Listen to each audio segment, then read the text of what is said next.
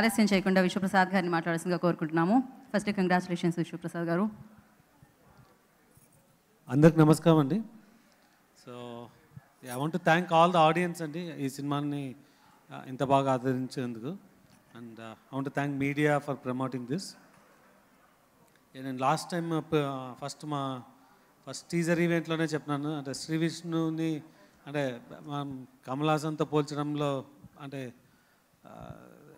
దానిలో అతిశయోక్తి ఏం లేదండి. సో బట్ అంటే అప్పుడు చెప్పలేకపోయినాను నేను. అంటే ఒక ఇంద్రుడు చంద్రుడు మైకల్ మదన్ కామరాజే కాకుండా బామనే సత్యభామనే అన్న సినిమాలో కూడా, అంటే ఒక 3 సినిమాల్లో కమల్ హాసన్ గారు చేసింది మనం ఒక సినిమాలో చూడొచ్చు.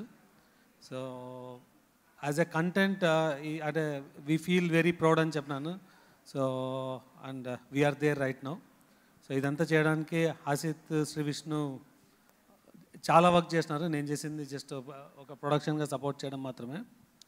అండ్ ఇంత ఎమోషనల్ కంటెంట్ అయినాక మేము అవుట్ అండ్ అవుట్ ఎంటర్టైనర్తో శ్రీ విష్ణు గారితో నెక్స్ట్ ఇయర్ ఒక అమెరికాలో చేసే మూవీ ప్లాన్ చేస్తున్నామండి.